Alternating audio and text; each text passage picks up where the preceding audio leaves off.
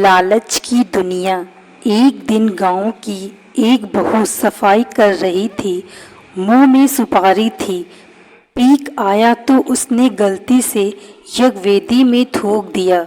उसे आश्चर्य तब हुआ जब उसका थूक स्वर्ण में बदल गया। अब तो वह प्रतिदिन जानबूझकर वेदी में थूकने लगी और उसके पास धीरे धीरे स्वर्ण बढ़ने लगा। महिलाओं में बात तेजी से फैलती है, इसलिए कई और महिलाएं भी अपने अपने घर में बनी यज्ञवेदी में थूक थूक कर सोना उत्पादन करने लगीं। धीरे धीरे पूरे गांव में यह सामान्य चलन हो गया, सिवाय एक महिला के।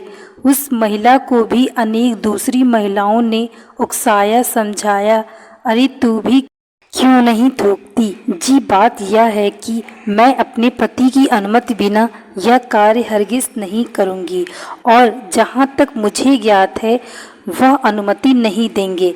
किंतु ग्रामीण महिलाओं ने ऐसा वातावरण बनाया कि आखिर उसने एक रात डरते डरते अपने पति को पूछ ही लिया, खबरदार, जो ऐसा किया तो यज्ञवेदी क्या थूकने की चीज है? पति की गरजदार चेतावनी के आगे बेबस वह महिला चुप हो गई। पर जैसा वातावरण था और जो चर्चाएं होती थी, उनसे वह साध्वी स्त्री बहुत व्यथित रहने लगी। सोने गले को लक्ष्य कर अन्य स्त्रियां अपने नए नए कंठहार दिखाती तो वह अंतर्द्वंद में घुलने लगी। पति की व्यवस्था और स्त्रियों के उलाहने उसे धर्म संकट में डाल देते।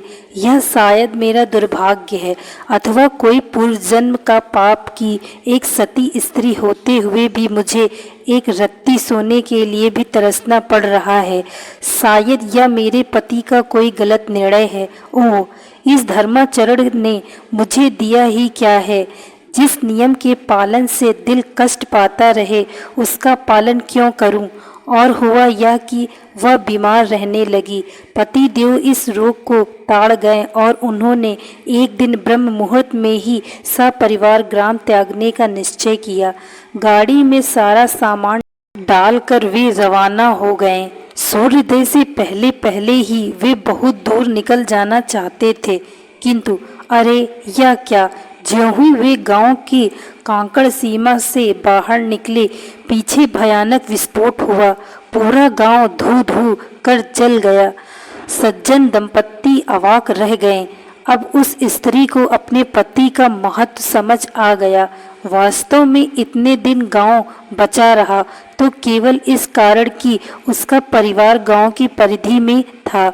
शिक्षा, धर्माचरण करते रहें। कुछ पाने के लालच में इंसान बहुत कुछ खो बैठता है, इसलिए लालच ना करें।